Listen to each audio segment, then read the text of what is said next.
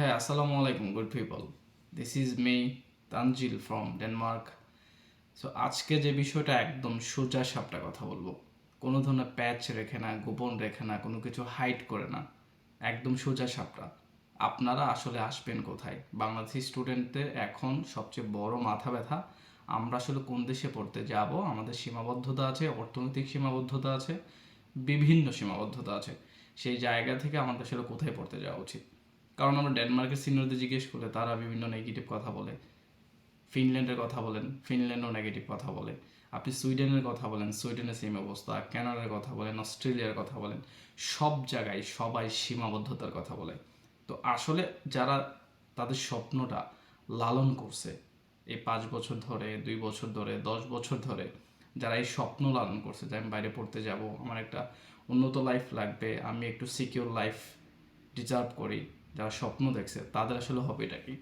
সব জায়গায় অর্থনৈতিক মন্দা চলতেছে, সব জায়গায় জব ক্রাইসিস চলতেছে, 6 মাস 1 বছর অনেকে জব পায় না, বাসা থেকে টাকা আনতে আনতে এখন হতাশ হয়ে গেছে, কোথায় যাবে কোনো ধরনের ঠিক পাচ্ছে না, কোনো ধরনের সিদ্ধান্ত নিতে পারতেছে না। সো আসলে এই সিচুয়েশনে আপনাদের কোথায় আসা উচিত? দেখেন, একটা সময় ছিল যখন বিগত হয়তো 5 বছর আগে, 10 বছর আগে, তখনকার সিচুয়েশন ছিল একরকম, এখনকার সিচুয়েশন টোটালি ডিফারেন্ট। সো আপনাকে অনেক কিছু বিবেচনা করে, অনেক কিছু বিবেচনা করে তারপরে আপনার স্টেপ নিতে হবে।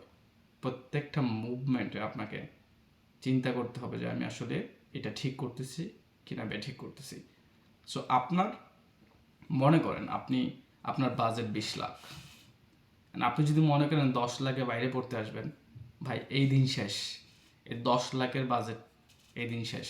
বাট হ্যাঁ, আপনার যদি কোয়ালিফিকেশন ভালো থাকে, আপনি যদি স্কলারশিপ ম্যানেজ করতে পারেন, ডিফারেন্ট কেস, সিনারিও ডিফারেন্ট। ঠিক আছে, আমি স্কলারশিপ যারা পায় আসবে তাদের কথা বলছি না। যদি স্কলারশিপ পায় তাদের টিউশন ফি লাগতেছে না ভাই, তাদের হয়তো বিমান খরচ, প্রসেসিং খরচ আর ওইখানে স্টে করার লিভিং কস্ট 10 লাখে হয়ে যাবে।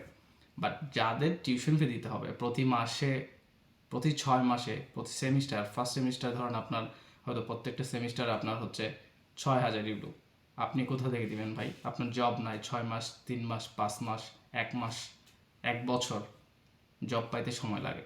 এখন আপনি যদি এখানে এসে টাকার কোনো ব্যাকআপ না নিয়ে আসেন, ফাইন্যান্সিয়াল সাপোর্ট না নিয়ে আসেন, আপনি তো চোখে অন্ধকার দেখবেন, তাই না?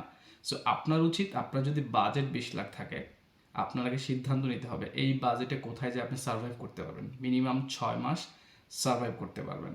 এইটা কোনো ম্যাটার না যে আপনি ডেনমার্ক যাচ্ছেন কি না, আপনি ইউএসএ যাচ্ছেন আর আপনি কানাডা যাচ্ছেন। আপনার যদি মনে হয় ইউরোপের কোনো একটা কান্ট্রিতে যাওয়ার পর 20 লাখে আপনি 6 মাস সার্ভাইভ করতে পারবেন, তাহলে আপনি সেখানেই যাবেন। একবার ঢুকেন, তারপর অন্য বিষয়। যাদের সিদ্ধান্ত আমি বাইরে যাবই, বাট আমার সীমাবদ্ধতা আছে, অর্থনৈতিক সীমাবদ্ধতা আছে, আমার বাজেট 20 লাখ, এর উপর আমি যাই হবে না, আমার দ্বারা সম্ভব না, আমার ফ্যামিলি দিতে পারবে না। সো তাদের তো মুভ করতে হবে, যেহেতু তার সিদ্ধান্ত নেওয়া হয়ে গেছে।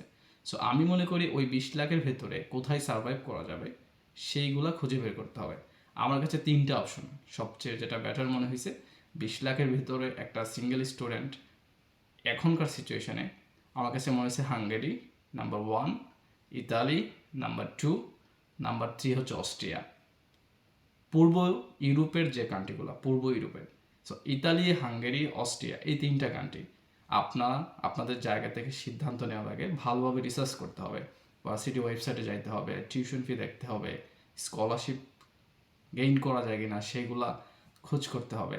বাট আমার জায়গা থেকে যদি আমাকে জিজ্ঞেস করেন, আজকে আমি ডেনমার্ক থেকে বসে বলতেছি যে 20 লাখ বাজেটের স্টুডেন্ট, সিঙ্গেল স্টুডেন্টের এই 3টা কান্ট্রির বাইরে আমি বর্তমান পরিস্থিতিতে যাওয়ার পর চিল্লাপাল্লা না করে, জব পাই না, ক্রাইসিস, বাসায় চলে যাব, কি করব, হতাশ, বিভিন্ন গ্রুপে পোস্ট, এইগুলা যদি না করতে হয়, তাহলে এই 3টা কান্ট্রি আপনার জন্য বেস্ট হবে।